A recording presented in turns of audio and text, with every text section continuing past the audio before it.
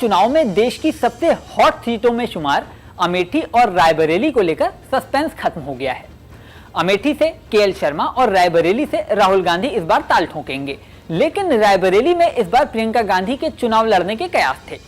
जब सोनिया गांधी ने राजस्थान से राज्यसभा का रुख किया था, तभी से ये कयास लग रहे थे कि रायबरेली से सोनिया गांधी की जगह प्रियंका गांधी इस बार चुनाव लड़ सकती हैं। लेकिन अंतिम समय में प्रियंका गांधी की बजाय राहुल गांधी के चुनाव लड़ने का ऐलान हो गया।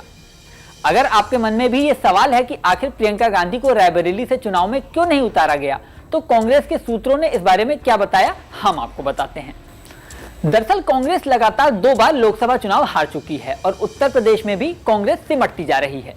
यूपी में लोकसभा की 80 सीटें हैं। साल 2014 में कांग्रेस को सिर्फ अपनी 2 परंपरागत सीट अमेठी और रायबरेली पर जीत हासिल हुई थी। साल 2019 में तो कांग्रेस के हाथ से अमेठी भी चली गई और सिर्फ रायबरेली बची। तब से कांग्रेस को यूपी में दोबारा खड़ा करने की कोशिश में पार्टी जुटी हुई है। प्रियंका गांधी यूपी में इंचार्ज रह चुकी हैं। सूत्रों का दावा है कि अभी तक के जो रुझान है, उसके बाद कांग्रेस जीत के लिए पूरी तरह आश्वस्त नहीं है। अगर अमेठी और रायबरेली दोनों सीटों से राहुल गांधी और प्रियंका गांधी उतर जाते और किसी भी वजह से दोनों को हार झेलनी पड़ती, तो गांधी नेहरू परिवार की छवि पर बुरा असर पड़ता और कांग्रेस को दोबारा यूपी में खड़ी करने की जो कोशिशें हैं, वो बुरी तरह ढह जाती। यही नहीं, अमेठी और रायबरेली 2 ऐसी सीटें रही हैं जो कांग्रेस ही नहीं बल्कि गांधी नेहरू परिवार की खास सीटें रही हैं। इन सीटों पर गिनी चुनी बार को छोड़ दें तो हमेशा कांग्रेस को जीत हासिल होती रही है।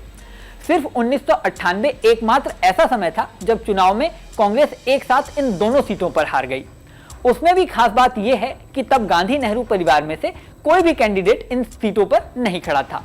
यानी ऐसा कभी नहीं हुआ कि अमेठी और रायबरेली दोनों सीटों पर गांधी नेहरू परिवार का कोई सदस्य खड़ा हो और दोनों सीटें कांग्रेस हार जाए। साल 2019 में राहुल गांधी को स्मृति ईरानी के हाथों अमेठी में हार झेलनी पड़ी थी। हालांकि रायबरेली से सोनिया गांधी को 1.5 लाख से ज्यादा वोटों से जीत हासिल हुई थी। इस बार सोनिया गांधी स्वास्थ्य कारणों से चुनाव में नहीं उतर रही हैं और प्रियंका गांधी ने अभी तक कोई भी चुनाव नहीं लड़ा है।